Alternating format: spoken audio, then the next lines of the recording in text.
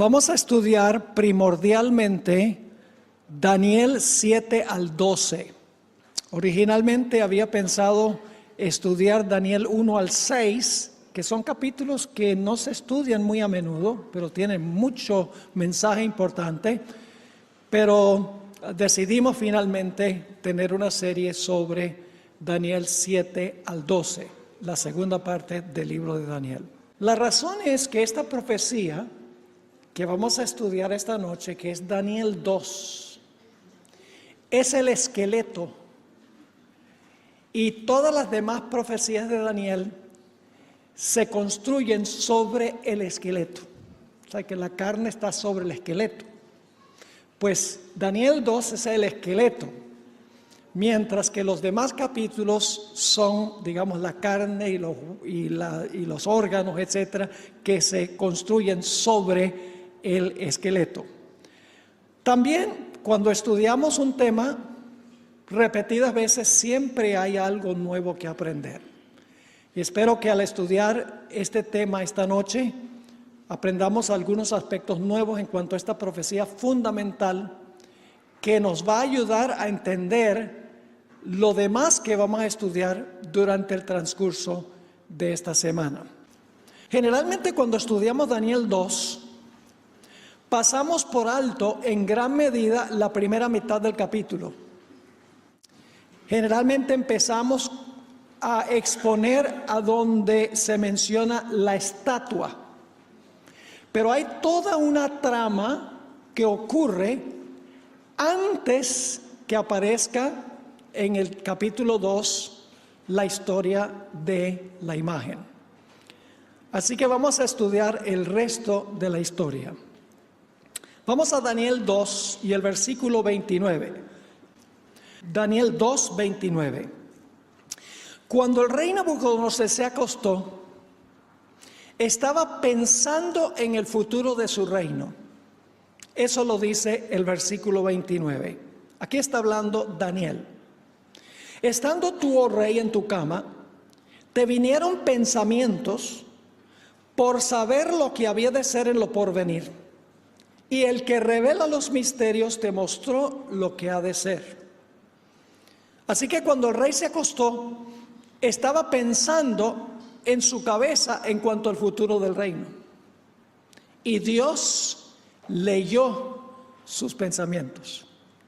Esta es una evidencia de que Dios es capaz de leer los pensamientos. ¿Y cómo lo sabemos? Porque en Daniel 2 y el versículo 1, al comienzo del capítulo, dice: en el segundo año del reinado de Nabucodonosor, tuvo Nabucodonosor sueños y se perturbó su espíritu y se le fue el sueño. Es decir, Dios le dice a Nabucodonosor: tú estás pensando en el futuro de tu reino, pues yo ahora te voy a dar un sueño para responder a lo que tú quieres saber. Y así que Dios le da al rey Nabucodonosor un sueño para que él sepa lo que va a ocurrir en el futuro. Pero luego algo interesante sucede, y es que el que le reveló el sueño ahora le oculta el sueño cuando se despierta. Y cuando se despertó, lo podemos leer en Daniel 2 y el versículo 3. El rey dice: he tenido un sueño y mi espíritu se ha turbado por saber el sueño. Es decir, Dios le da el sueño y ahora Dios le oculta el sueño. ¿Por qué Dios hace eso? ¿Por qué le da a Dios un sueño? Porque sabe lo que está pensando para luego entonces ocultarle el sueño. Hubo una razón muy importante. Y es porque Dios sabía que el rey inmediatamente iba a llamar a los charlatanes para decirle el sueño. Y eso es exactamente lo que ocurrió. En Daniel 2 y el versículo 2 dice: hizo llamar el rey a magos, astrólogos, encantadores y caldeos, para que le explicasen sus sueños. Vinieron pues y se presentaron delante del rey. Dios sabía que el rey iba a llamar a los expertos, a los astrólogos, magos, adivinos, los caldeos, para preguntarles el sueño y lo que significaba el sueño. Dios quería desenmascarar a estos charlatanes. Dios quería demostrar que no es así como uno puede conocer el futuro. Y eso es exactamente lo que hizo Dios. Cuando el rey le dijo a estos charlatanes, yo quiero que ustedes me digan el sueño, los charlatanes dijeron, rey, lo que tú estás pidiendo es completamente injusto. Noten el versículo 10. Los caldeos respondieron delante del rey y dijeron, no hay hombre sobre la tierra que pueda declarar el asunto del rey. Además de esto, ningún rey, príncipe ni señor preguntó cosa semejante a ningún mago, ni astrólogo, ni caldeo. Lo que tú estás pidiendo es injusto. Nunca jamás un rey le ha dicho a los expertos del reino que le digan el sueño. La interpretación sí, pues esa se puede inventar, pero el sueño no. Lo que estás pidiendo, rey, es completamente injusto. Y entonces los magos, astrólogos y adivinos dicen algo muy interesante en el versículo 11. Porque el asunto que el rey demanda es difícil y no hay quien lo pueda declarar al rey, salvo los dioses cuya morada no es con carne. Es decir, los dioses saben cuál es el sueño, pero ellos no moran con carne, a ellos no les interesa revelar nada. Y nosotros pues no tenemos comunicación directa con los dioses. ¿Cuán diferente eran los dioses de los paganos que el Dios del cielo? Los dioses paganos ocultaban, mientras que el Dios de la Biblia revela. Hay un versículo de la Biblia que tiene palabras muy afines a Daniel 2:1, 2:11. La palabra dioses cuya morada no es con la carne. Juan 1 y el versículo 14, un texto muy bien conocido. Aquel verbo, quien es Dios, llegó a ser carne y habitó entre nosotros y vimos su gloria. Fíjense que los dioses de los paganos, dicen los magos, no habitan con carne, no habitan con los seres humanos. Pero el Dios de la Biblia dice que habitó entre nosotros y vimos su gloria. En la Biblia, Dios es un Dios que revela, Dios no es un Dios que oculta. Y luego entonces el rey, enojado, dice, yo voy a mandar a matar a todos los magos, los astrólogos y adivinos del reino, porque son unos charlatanes. Noten el versículo 12 y el versículo 13. Por esto el rey con ira y con gran enojo mandó que matasen a todos los sabios de Babilonia. Y se publicó el edicto de que los sabios fueran llevados a la muerte. Y buscaron a Daniel y a sus compañeros para matarlos. ¿Qué quería Satanás? Satanás quería la muerte de Daniel y sus compañeros. ¿Por qué razón? Porque ya en el capítulo 1 habían demostrado que eran leales a Dios en el asunto de la dieta. Y Satanás dice, estos van a ser un problema aquí. Así que Satanás dice, le dice a Dios, tú me desenmascaraste a los astrólogos y a los adivinos, pues ahora yo voy a dar un edicto a través del rey para matar a estos muchachos que dieron buen testimonio en el reino. Así que los soldados del rey salen y buscan a los magos, astrólogos y adivinos, llegan a donde está Daniel y donde están sus amigos. Y Daniel dice, ¿y por qué tan apresurado este decreto del rey? Denme tiempo para que pueda consultar la bola de cristal. No. Espera que llegue la noche para ver si las estrellas revelan el sueño. Rey, dame la palma de la mano. Te leo la palma de la mano para saber qué va a pasar. ¡No! ¿Qué hizo Daniel? Daniel fue y oró. Noten Daniel 2 y el versículo 17 y 18. Luego se fue Daniel a su casa e hizo saber lo que había a Ananías, Misael y Azarías sus compañeros. para que pidiesen misericordia del Dios del cielo sobre este misterio, a fin de que Daniel y sus compañeros no perecieran con los otros sabios de Babilonia. Yo no sé si ustedes ven algo muy interesante aquí. Aquí en el capítulo 1 y el capítulo 2 de Daniel hay un juego y hay un contrajuego. Dios sabe lo que el rey está pensando. Y Dios le da un sueño para revelarle lo que el rey quiere saber.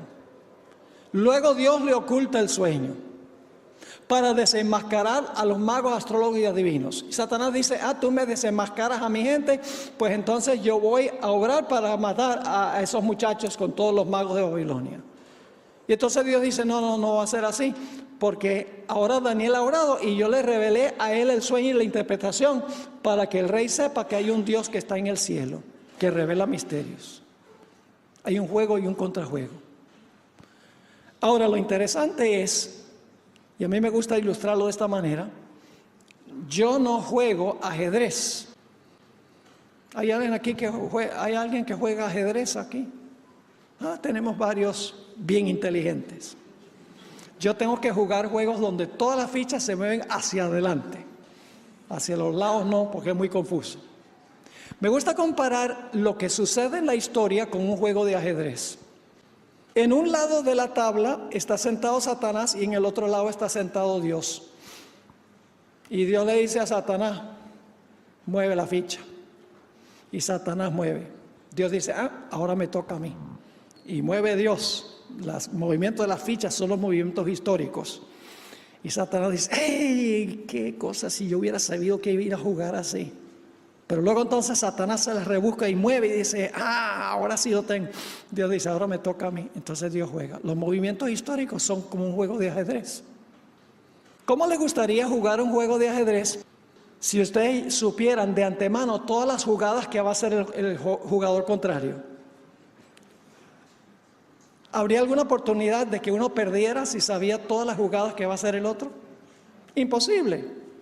Satanás en el juego de la historia, que es un juego muy serio, en realidad él tiene que adivinar lo que va a hacer Dios. Pero Dios ya sabe el fin desde el principio. Dios sabe desde un comienzo todas las jugadas que va a hacer Satanás y por lo tanto Dios puede moldear y guiar la historia al fin que Él ha establecido. Y fíjense qué interesante que en vez de los tres jóvenes y Daniel morir, llegaron a ser gobernantes en el reino más poderoso de la historia. Le salió mal el tiro a Satanás. Dice en Daniel 2, 48 y 49, entonces el rey engrandeció a Daniel y le dio muchos honores y grandes dones. Y le hizo gobernador de toda la provincia de Babilonia y jefe supremo de todos los sabios de Babilonia. Y Daniel solicitó del rey y obtuvo que pusiera sobre los negocios de la provincia de Babilonia a Sadrach, Mesach y Abednego. Y Daniel estaba en la corte del rey. Satanás quería matarlos, pero Dios, a través de toda la trama, los puso en posiciones de influencia en Babilonia. Y Daniel iba a ministrar allí por más de 70 años. ¿Quién salió ganando? ¿Quién es el que controla la historia? ¿Quién dirige la historia? ¿Quién es el que maneja todo? Daniel 2 indica que Dios es el que tiene control de todos los eventos de la historia. Ahora sí queremos llegar al sueño que tuvo el rey Nabucodonosor. Llega Daniel a donde está el rey, después de orar, y le dice, rey, ahora te puedo decir el sueño y la interpretación del sueño. Daniel 2 y el versículo 31. Dice Daniel al rey, tú, oh rey, veías, y he aquí una gran imagen, una estatua. Esta imagen que era muy grande, cuya gloria era muy sublime, estaba en pie delante de ti y su aspecto era terrible. Es decir, Daniel le dice al rey, mira, tú tuviste un sueño y en el sueño tuviste una gran imagen y ahora Nabucodonosor está diciendo, sí, este sí es capaz. Pero no es Daniel el que en realidad está revelando esto, es Dios a través de Daniel. Porque imagínense, el rey tiene que haber pensado, ¿cómo él sabe el sueño? Si yo estaba pensando el sueño, ¿cómo es que él sabe el sueño? Ya el rey empieza a discernir que el Dios de Daniel es superior al Dios y a la religión de él. Y claro, con el transcurso del tiempo, en el capítulo 3 va a aprender más del verdadero Dios y en el capítulo 4 finalmente se va a convertir a Dios. Vamos al versículo 32. Antes de leer el versículo 32, quiero mencionarles un método de estudio de las profecías que es el método que usa la Biblia. Se conoce como historicismo, pero yo prefiero llamarlo el método histórico de estudiar las profecías. ¿Qué es el método histórico? Nos va a guiar en todo nuestro estudio esta semana. El método histórico es que las cadenas proféticas comienzan en el día cuando el profeta escribió. Ahí comienza la cadena de eventos. Luego viene una secuencia de eventos, un evento tras otro, culminando con el establecimiento del reino eterno de Cristo. Es decir, con el método histórico uno sabe a dónde comienza la cadena de eventos proféticos y a dónde termina la cadena de eventos proféticos y todos los eventos que se encuentran entre el comienzo y el fin. Uno puede históricamente seguir la trayectoria de los eventos. Ese es el método histórico. Daniel 2 es el ejemplo clásico, aunque en Daniel 2 no están todos los detalles, como mencioné al comienzo. En capítulos sucesivos se va a añadir información para poner sobre el esqueleto de Daniel el capítulo 2. Ahora, fíjense la secuencia que tenemos en Daniel 2 y empezando en el versículo 32. Dice Daniel al rey, la cabeza de esta imagen era de oro fino. Así que la visión comienza con la cabeza. La cabeza era de oro fino. Pero hay un segundo paso. Su pecho y sus brazos de plata. Su vientre y sus muslos de bronce. Sus piernas de hierro. ¿Cuántas etapas llevamos ya? La cabeza, 1, pecho y brazos, 2, muslos, 3, piernas de hierro, 4, y ahora viene el quinto paso. Dice, sus pies en parte de hierro y en parte de barro cocido. Esa es la etapa número 5, en secuencia, en cadena. Pero no termina allí el sueño, porque sigue diciendo... En el versículo 34, estabas mirando hasta que una piedra, ese es el paso número 6, una piedra fue cortada no con mano e hirió a la imagen en sus pies de hierro y de barro cocido y los desmenuzó. Pueden imaginarse esta piedra pegando en los pies, desmenuza completamente la imagen. Sigue diciendo en versículo 35, entonces fueron desmenuzados también el hierro, el barro cocido, el bronce, la plata y el oro. Y fueron como tamos de las eras del verano, y se los llevó el viento sin que de ellos quedara rastro alguno, mas la piedra que hirió la imagen fue hecha, ahora viene la etapa número 7, fue hecha ¿un qué? Un gran monte que llenó toda la tierra. La piedra se convirtió en una montaña. ¿Siguieron la secuencia? Facilito. Cabeza de oro, pecho y brazos de plata, vientre de bronce, piernas de hierro, pies de hierro mezclado con barro. Luego la piedra pega en los pies, desmenuza y destruye todos los metales. Y luego la piedra se convierte en una montaña que cubre toda la tierra. Nos hemos movido, vamos a ver, desde el tiempo de Daniel hasta el momento cuando Cristo establezca su reino eterno, en cadena, sin paréntesis y sin interrupción. Es decir, no es que viene la cabeza de oro y luego pasan 400 años y entonces el reino de plata. No, Los eventos ocurren uno tras otro en sucesión, sin paréntesis, sin interrupción en la secuencia. Ese es un detalle muy importante. Ahora, Daniel no solamente le relató al rey el sueño, sino que también le dio al rey la interpretación o le explicó el significado del sueño. Esa explicación se encuentra en el versículo 37, comenzando en el versículo 37. Ahora, aquí en estos versículos tenemos un mensaje muy importante. Nuevamente demuestra quién está en control de la historia. Hermanos y hermanas, todos los capítulos de Daniel tienen un tema central. Y ese tema central es que Dios está en control. No Satanás, Dios está en control. En el capítulo 1, Dios está en control.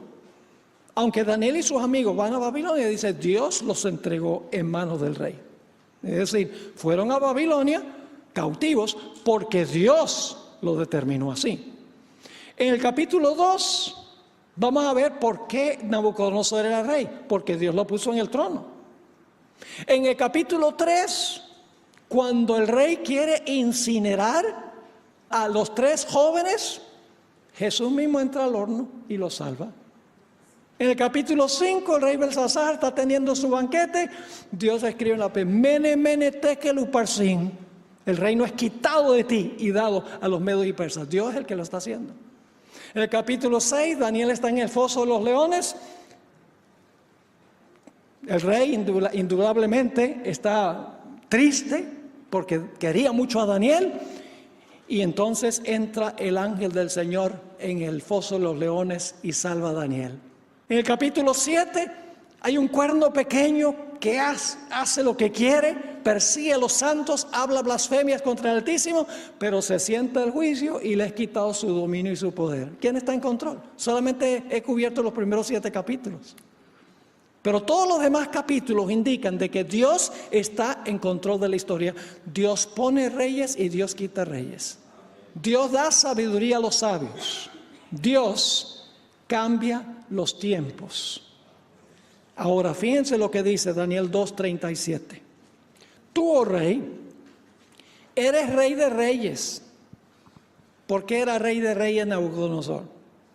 Porque el Dios del cielo te ha dado reino, poder, fuerza y majestad.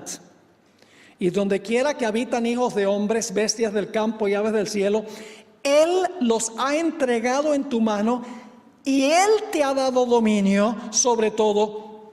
Tú eres aquella cabeza de oro. ¿Por qué estaba Nabucodonosor en el trono? Porque Dios le entregó el trono. ¿Dios también puede quitar el trono? Le quitó el trono a Nabucodonosor en el capítulo 4, que es la clase de escuela sabática que viene creo que el próximo sábado. Sí, lo bajó del trono. Y fíjense qué interesante. 7 años Nabucodonosor le fue quitado el trono. Yo estoy seguro que había rivales que estaban con ganas de quitarle el trono. Pero por 7 años Dios le preservó el trono y al final de los 7 años lo volvió a poner en el trono. Dios está en control. Así que, ¿qué representa la cabeza de oro? Representa, dice, tú eres la cabeza de oro, pero obviamente Nabucodonosor gobernaba sobre un reino, el reino de Babilonia. Y sabemos que es un reino porque el siguiente versículo dice, después de ti se levantará otro reino. Así que Nabucodonosor tiene que haber gobernado sobre un reino, porque el siguiente reino dice, otro reino se levanta. Así que, ¿dónde comienza la cadena profética? La cadena profética comienza con Babilonia en los días en que vivía Daniel. Tenemos el punto de comienzo de la cadena profética. Pero luego sigue el versículo 38.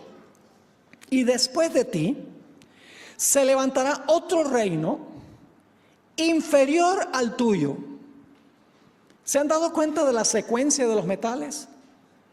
El metal más precioso está en la cabeza, pero a medida que uno se mueve en el curso de la historia, los materiales se van degenerando, perdiendo valor. Y así es la historia. En el curso de la historia, las naciones van perdiendo su valor moral. Así que dice, después de ti se levantará otro reino inferior al tuyo. ¿Cuál reino fue ese que se levantó después de Babilonia? Ni siquiera hay que ir a los libros de historia. No hay que ir a los libros de historia. Porque en Daniel 5 habla de la escritura en la pared a donde dice, el reino es quitado de ti y dado a los medos y persas. Así que sabemos que el siguiente reino es el reino de los medos y persas. El mismo libro de Daniel lo dice. Así que el segundo reino es el reino de los medo-persas. Y luego dice, un tercer reino de bronce, el cual dominará sobre la tierra. ¿Cuál fue el tercer reino que vino después de Medo-Persia?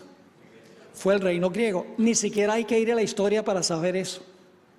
Vamos a ver en Daniel 8, que en Daniel 8 se menciona a Grecia por nombre como el siguiente reino. Es decir, el mismo libro de Daniel nos dice que la cabeza de oro representa a Babilonia, el pecho y los brazos de plata representan a Medo-Persia, el vientre representa a Grecia. No hay que ir ni siquiera a los libros de historia. El libro de Daniel identifica los primeros tres reinos. Y claro, identifica también el cuarto reino, porque sabemos después del reino griego, ¿cuál fue el reino? Roma. ¿Ven la importancia de lo que se llama el método histórico? Ahora, nota lo que dice el versículo 40. Versículo 40. Y el cuarto reino será fuerte como hierro. Muy interesante. A Roma se le llamaba la monarquía de hierro. Y sus armas, las armas de sus legiones eran armas de hierro. Y Roma pisoteaba y acababa con todo lo que encontraba, las legiones. Y por eso dice, el cuarto reino será fuerte como hierro. Y como el hierro desmenuza y rompe todas las cosas, desmenuzará y quebrantará todo. El cuarto imperio es el imperio romano, el imperio que gobernaba cuando el Señor Jesucristo estuvo aquí en la tierra. Ustedes saben que era Roma, después de Grecia. Así que nos hemos movido desde Babilonia a Medo-Persia, a Grecia, al imperio romano. Pero la cadena profética no termina allí. Necesitamos leer ahora el versículo 41, el versículo 41. Dice allí, en el versículo 41, y lo que viste de los pies y los dedos. ¿Cuántos dedos tienen dos pies normales?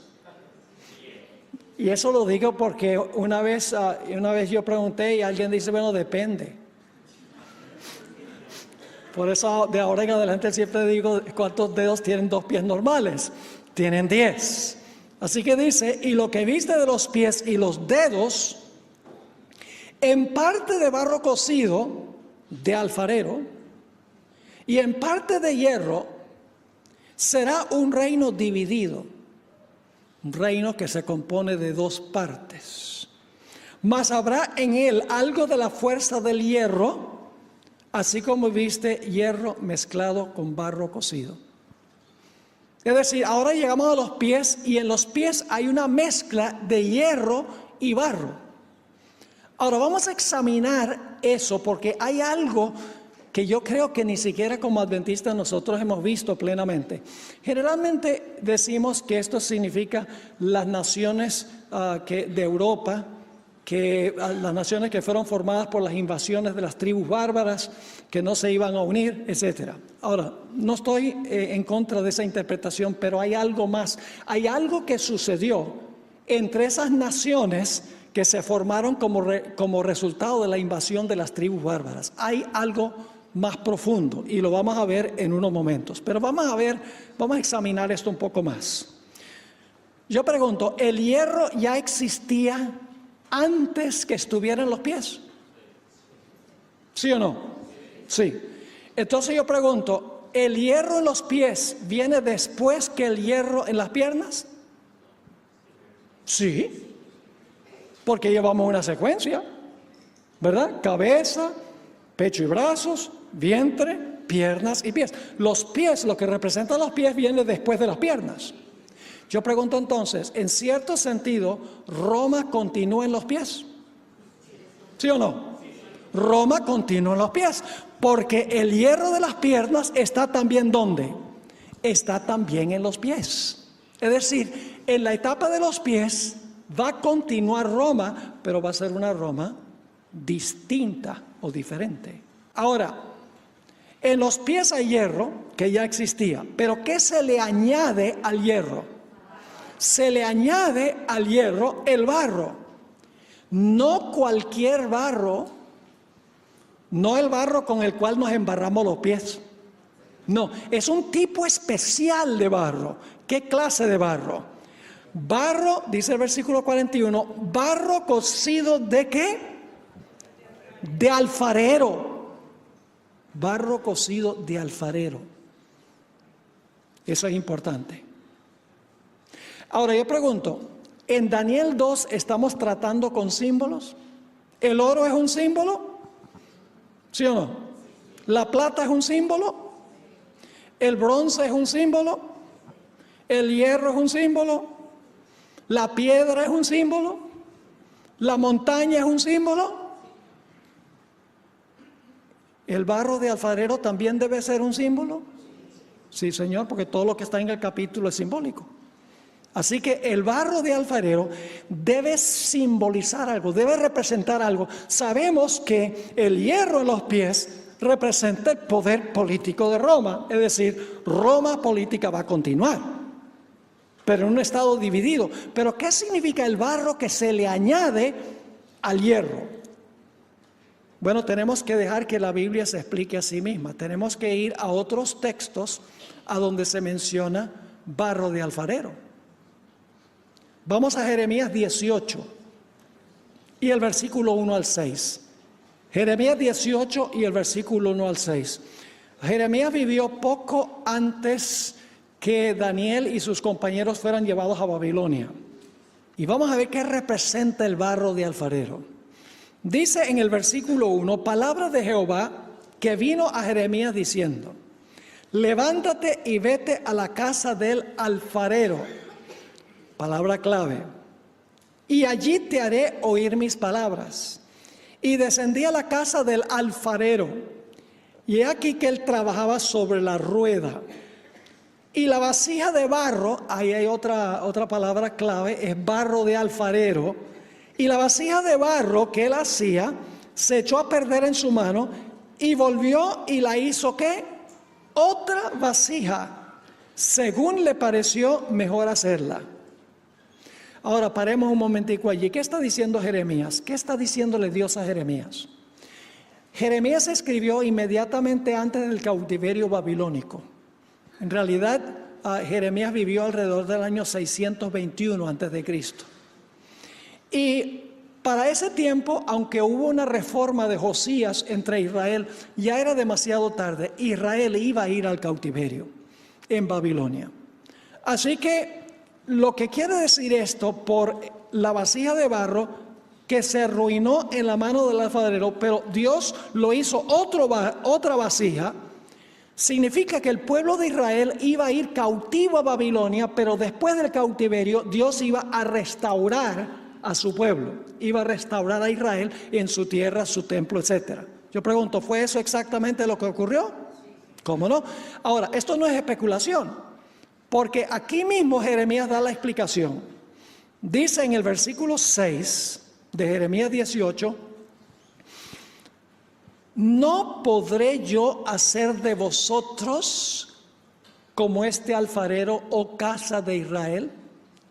¿Qué representa el barro de alfarero? La casa de Israel, la iglesia de Dios del Antiguo Testamento, el pueblo de Dios en el Antiguo Testamento. Así que dice, no podré yo hacer de vosotros como este alfarero o casa de Israel, dice Jehová. He aquí que como el barro en la mano del alfarero, así sois vosotros en mi mano, oh casa de Israel. ¿Qué representa entonces el barro de alfarero? Representa al pueblo de Dios, representa a la iglesia. En el Antiguo Testamento era Israel, en el Nuevo Testamento es la iglesia cristiana, que continúa el legado del Israel antiguo.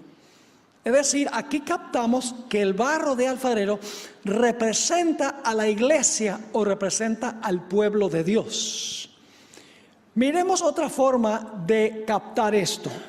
Vamos a Génesis 2 y el versículo 7. Génesis 2 y el versículo 7. Generalmente usamos este versículo para hablar del estado de los muertos, pero hay una dimensión espiritual aquí también, además de literal. Génesis 2 y el versículo 7, un texto muy bien conocido, dice: entonces Jehová Dios formó al hombre del polvo de la tierra. ¿Qué aspecto del hombre está compuesto de polvo? El cuerpo, ¿verdad que sí? El cuerpo está compuesto de polvo. Así que podemos imaginarnos, Dios crea con sus propias manos el cuerpo de Adán, con todos sus sistemas, con todos sus órganos, etcétera. Pero el cuerpo estaba inerte, el cuerpo estaba sin vida. No podemos decir que el cuerpo estaba muerto, porque no había muerte. El cuerpo estaba inerte, estaba sin vida. ¿Qué le faltaba? Le faltaba la capacidad de respirar. Y entonces sigue diciendo el texto, sigue diciendo aquí el texto, y sopló en su nariz, ¿qué cosa? Aliento de vida, y fue el hombre un ser viviente. Ahora, cuando el espíritu se une al cuerpo de polvo, ¿qué sucede? Todos los sistemas empiezan a funcionar y todos los órganos empiezan a cumplir su función. Porque ahora hay un cuerpo vivo, porque el cuerpo tiene el espíritu. Eso es físicamente, porque el texto está hablando de la creación física. Dios formó al hombre. ¿Y de qué lo formó? ¿Del cuerpo está formado de qué? Del polvo de la tierra. ¿Cuántos de ustedes han tratado de formar algo con polvo? En realidad no fue polvo, fue polvo mojado o barro de alfarero que Dios usó. Y ustedes dicen, ¿dónde está eso en la Biblia? En Isaías 64:8 dice: ahora pues, Jehová, tú eres nuestro Padre, nosotros barro y tú el que nos formaste, fíjate, como el alfarero.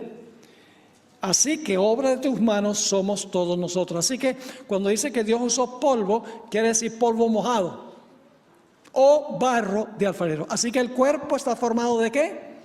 De barro de alfarero, y luego para que el cuerpo funcione se le da al cuerpo el espíritu, y ahora todos los miembros del cuerpo comienzan a funcionar y a cumplir su función.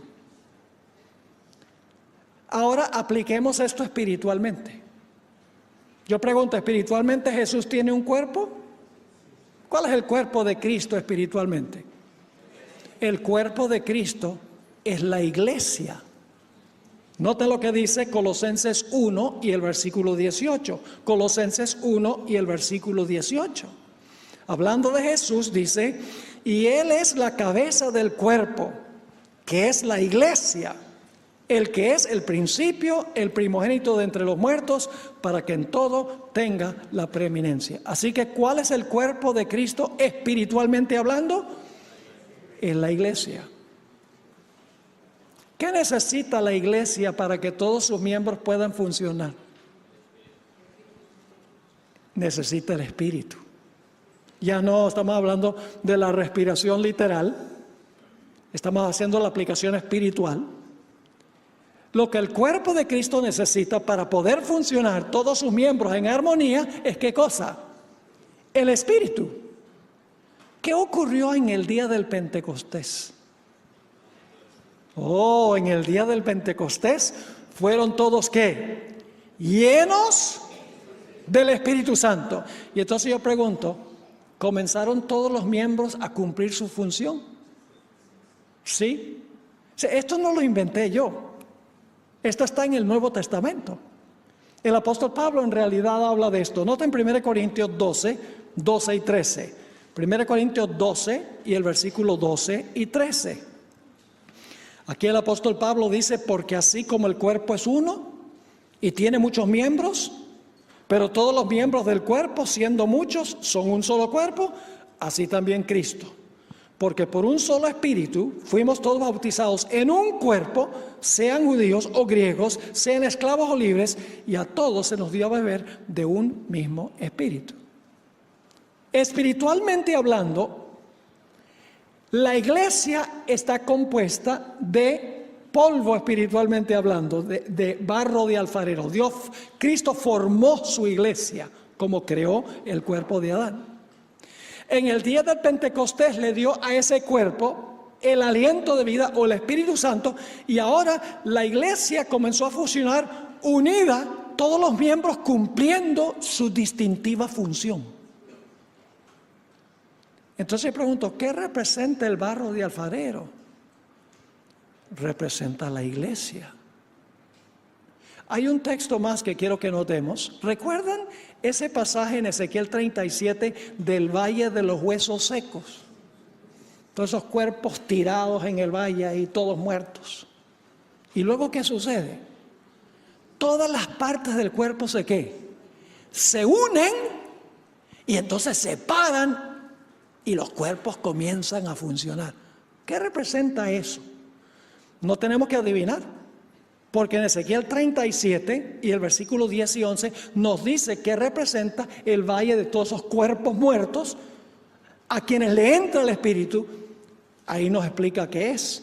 Dice allí en Ezequiel 37, 10 y 11, y profeticé como me había mandado, y entró espíritu en ellos, en los cuerpos, y vivieron, y estuvieron sobre sus pies, un ejército grande en extremo. Y ahora viene la explicación de lo que significa. Me dijo luego, hijo de hombre, estos huesos son la casa de Israel.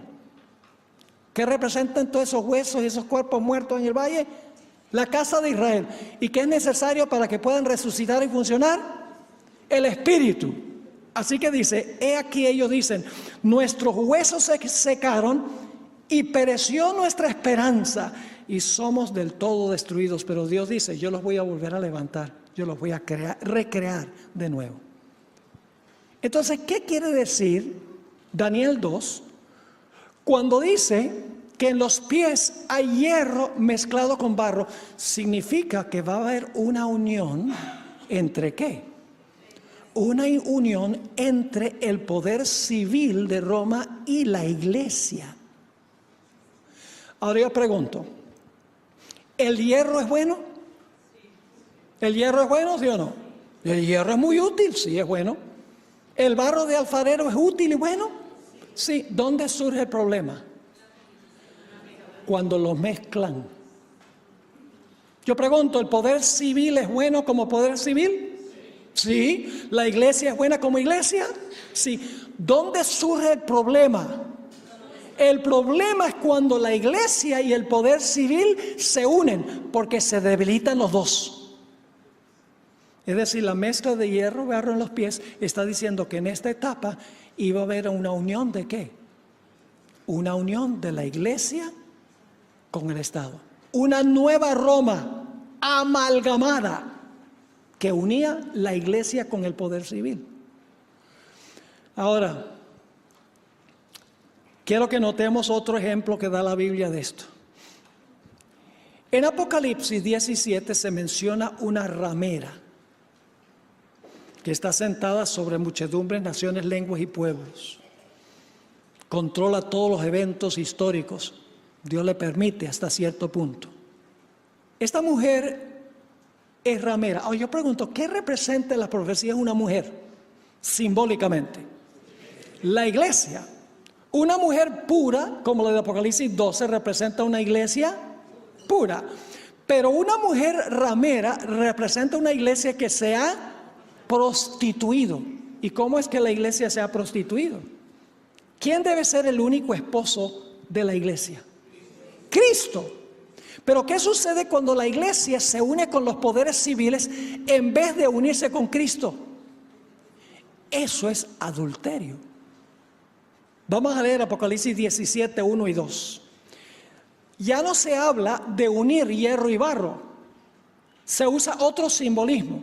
Ahora es la ramera, que es la iglesia, uniéndose con los reyes de la tierra, que sería representado por el hierro. Dice en Apocalipsis 17, 1 y 2, vino entonces uno de los 7 ángeles que tenía las 7 copas y habló conmigo diciéndome, ven acá y te mostraré la sentencia contra la gran ramera, la que está sentada sobre muchas aguas. Ahora, ¿cómo se convirtió en ramera? Debía estar solo casada con Cristo, ¿verdad? No, la iglesia no debe estar metida en política, no debe estar metida en esas cosas. Estamos para predicar el evangelio. Ahora, ¿cómo se convirtió en ramera? El versículo 2 dice, con la cual han fornicado los reyes de la tierra. ¿Cómo se tornó esta iglesia fornicaria? Porque tuvo relaciones ¿con qué?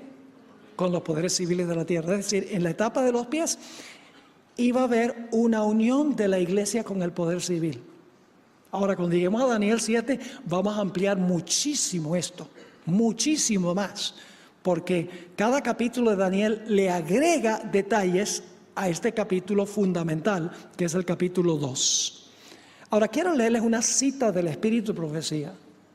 Lo que yo he presentado no es idea mía. La Biblia presenta esto, como vimos en Jeremías 18, el asunto de la creación del cuerpo con el espíritu, Ezequiel 37, es decir, tiene base bíblica, pero el Espíritu de Profecía lo confirma. Dice en el comentario bíblico adventista, tomo 7A, página 178, el tomo 7A tiene la compilación de todas las citas de la hermana White en todos los 9 tomos del comentario bíblico. Ella dice lo siguiente: hemos llegado a un tiempo cuando la obra sagrada de Dios está representada por los pies de la imagen, en los cuales el hierro estaba mezclado con el barro cenagoso. Dice ella, hemos llegado a ese tiempo, a los pies de hierro con barro. Y luego escribió lo siguiente: la mezcla de los asuntos de la iglesia con las del Estado se representa con el hierro y el barro. ¿Qué es lo que representa el hierro y el barro? La mezcla de los asuntos de la iglesia con las del Estado. Sigue escribiendo, esa unión está debilitando todo el poder de las iglesias. Porque cuando la iglesia fornica con el poder civil le exige a la iglesia ciertas cosas. Ustedes lo saben. Cuando la iglesia pide ayuda del poder civil, el poder civil dice, me debes. ¿Es así o no es así? Claro que sí. Sigue escribiendo, la mezcla de los asuntos de la iglesia con la del Estado se representa con el hierro y el barro. Esa unión está debilitando todo el poder de las iglesias. Esta aceptación en la iglesia del poder del Estado traerá malos resultados. Los hombres casi han traspasado el límite de la tolerancia de Dios. Han utilizado su fuerza política y se han unido con el papado. ¿Qué es lo que han hecho los poderes civiles? Dice, han utilizado su fuerza política y se han unido con el papado. Pero llegará el tiempo cuando Dios castigará a los que han invalidado su ley y sus malas obras recaerán sobre ellos mismos. En la etapa de los pies entonces iba a continuar el poder civil romano, pero se le iba a añadir otro elemento, el poder religioso unido con el poder civil. Y en el capítulo 7 se va a ampliar este punto mucho más, donde habla de un cuerno pequeño. Pero, gracias a Dios, que el sueño no termina allí. Dios tendrá la última palabra. Nota lo que dice Daniel, el capítulo 2. Y el versículo 34 y el versículo 35. Estaba mirando hasta que una piedra fue cortada, no con mano. Ese detalle es importante, no con mano. ¿Qué significa esa expresión? Mirando hasta una piedra fue cortada, no con mano. Y la Biblia dice que fue cortada de un monte. Fue cortada de un monte sin mano. Ya vamos a ver qué significa eso. E hirió a la imagen en sus pies de hierro y barro cocido y los desmenuzó. Entonces fueron desmenuzados también el hierro, el barro cocido, el bronce, la plata y el oro, y fueron como tamo de las eras del verano, y se los llevó el viento sin que de ellos quedara rastro alguno.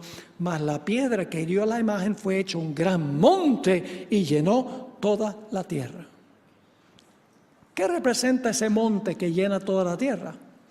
Pues en la explicación, en el versículo 44, está la explicación de lo que significa el monte. Dice en el versículo 44, en los días de estos reyes, es decir, de los pies, de los 10 dedos, hierro mezclado con barro, en los días de estos reyes, el Dios del cielo levantará un reino que no será jamás destruido, ni será el reino dejado a otro pueblo. Desmenuzará y consumirá a todos estos reinos, pero Él permanecerá para siempre. ¿Qué representa la piedra? Cortada no con mano. ¿Y cuál es el monte de donde es cortada la piedra? Analicemos primero la expresión no con mano. Escuchen, hermanos y hermanas, preciosas visitas. Los problemas que tiene este mundo no los arregla nadie en esta tierra. La historia se está degenerando y el mundo se está desmoronando. Los políticos se reúnen, hacen planes, pero ellos no tienen solución para los graves problemas que existen en el mundo. Problemas económicos, problemas de criminalidad, problemas de estilo de vida, problemas de mucha índole. Están buscando soluciones, pero no las pueden solucionar. Demasiado complejo. Todo se está degenerando. Entonces surge la pregunta, ¿los seres humanos son los que van a traer un reino de paz y de gozo, donde todo va a funcionar perfectamente? Eso es lo que enseña el Papa Francisco. Él dice, el genio humano, la inteligencia humana podrá resolver todos los problemas del cambio climático, el problema de la pobreza, el problema de los problemas económicos de las naciones. El genio, la inteligencia humana bien aplicada con tratados internacionales, eso va a resolver todos los problemas del mundo. Y entonces se va a establecer el reino de Cristo aquí. La Biblia no enseña eso. La Biblia enseña que el reino va a ser establecido no desde adentro del mundo, sino por una intervención desde afuera. ¿Qué significa no con manos? Vamos a Hebreos 9:11. Buscamos en otras partes de la Biblia que usan una expresión similar. La Biblia se explica a sí misma. Es un principio de interpretación adventista. Y es que cuando conseguimos una parte de la Biblia a donde no se explica el símbolo, vamos a otras partes de la Biblia donde sí se explica el símbolo. La Biblia es su propio intérprete. Yo pregunto, ¿quién fue el que inspiró toda la Biblia de comienzo a fin? El Espíritu Santo. Yo pregunto entonces, ¿el Espíritu Santo colocó todo lo necesario en la Biblia para interpretar todo texto de la Biblia? Sí. El Espíritu Santo sabía qué había que colocar en la Biblia para entender cada parte de la Biblia. La Biblia es su propio intérprete, comparando un texto con otro texto. Así que Hebreos 9:11 nos va a ayudar a entender qué significa no con mano. Dice allí, hablando del santuario, yo pregunto, ¿quién construyó el santuario en el desierto? Moisés.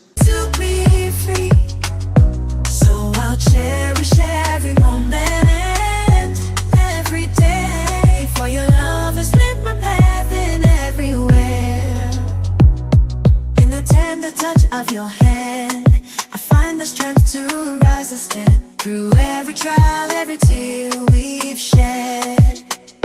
Your love's been the shelter where I find my bed. For your love's been my anchor in life's stormy seas, a beacon of hope guiding me to be free.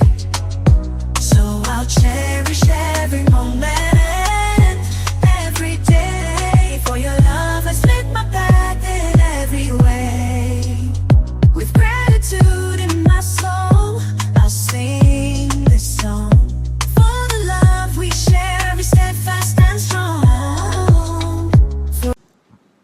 ¿Quién construyó el santuario celestial? ¿Fue alguna mano humana que construyó el santuario celestial? No. Noten Hebreos 9:11. Pero estando ya presente Cristo, sumo sacerdote de los bienes venideros, por el más amplio y más perfecto tabernáculo. ¿Cuál es el más amplio y más perfecto tabernáculo? ¿El que está ¿dónde? En el cielo. ¿Y qué clase de tabernáculo es ese? Dice, no hecho de manos, es decir, no de esta creación. No hecho de manos significa que no es algo hecho por el hombre, sino por Dios mismo. Yo pregunto, ¿quién le dio el cuerpo glorificado a Jesús cuando resucitó de los muertos? Su Padre le dio su cuerpo glorificado. Noten Marcos 14 y el versículo 58. Marcos 14 y el versículo 58.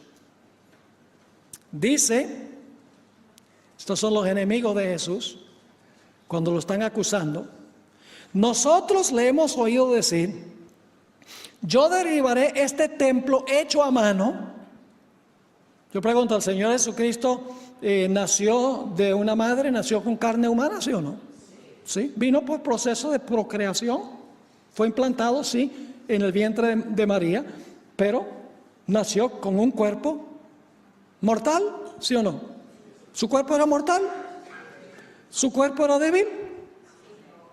Sí, su cuerpo era débil. ¿Se cansaba Jesús?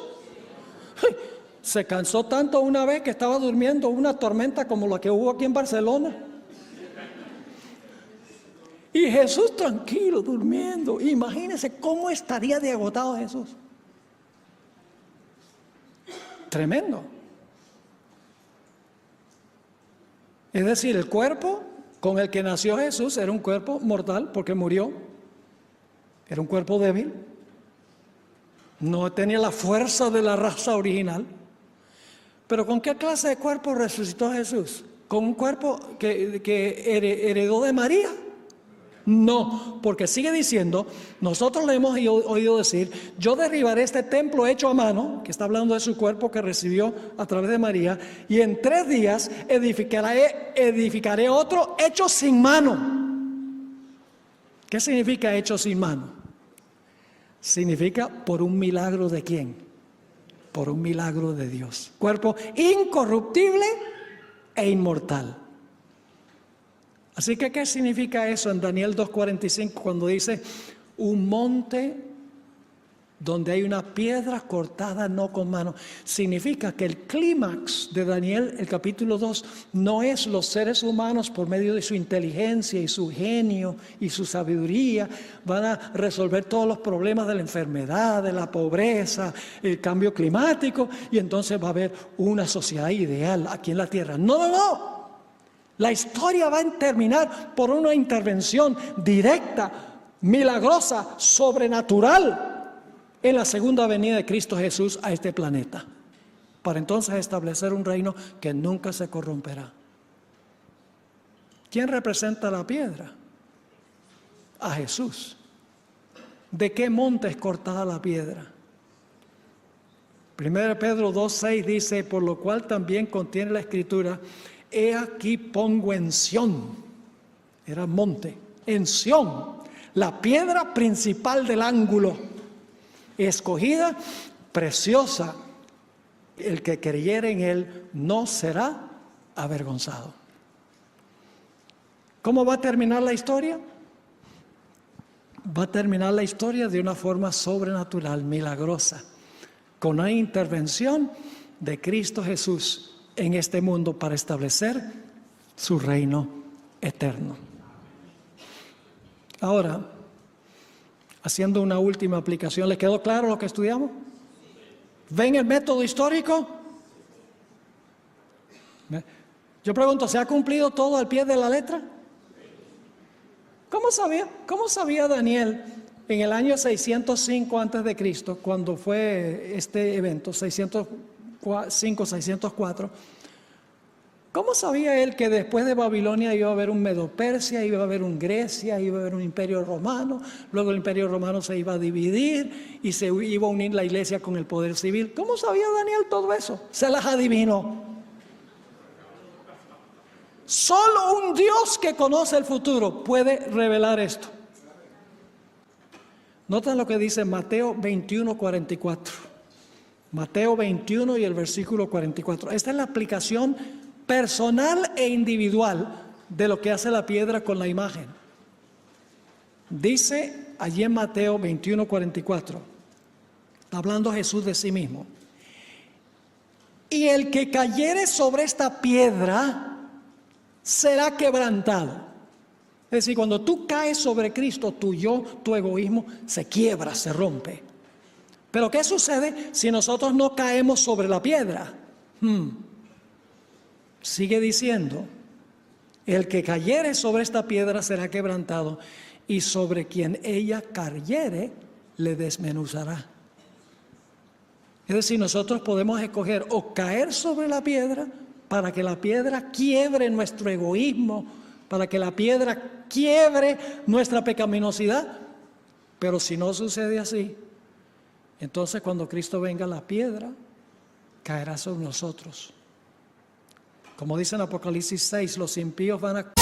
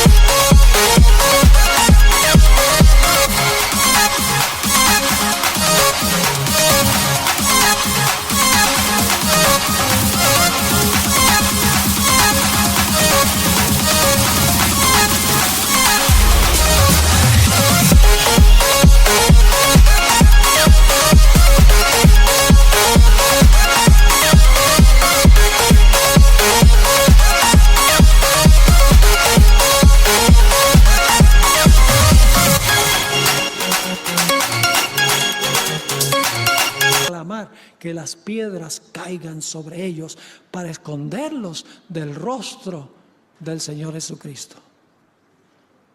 Otra ilustración que usa la Biblia es lo que dijo Juan el Bautista. Juan el Bautista dijo que el Mesías iba a venir y él iba a purificar con fuego. Pero luego dijo, el que no es purificado con el fuego finalmente lo consumirá cuando Jesús venga. Es decir, esta historia no solo tiene que ver con grandes imperios, sino que tiene también una aplicación personal de cada individuo dentro de esos imperios, dentro de esas naciones. Dios nos llama a caer sobre la piedra como sucedió con el rey Nabucodonosor. Nabucodonosor era un hombre orgulloso, altanero, jactancioso, mucho peor que Donald Trump.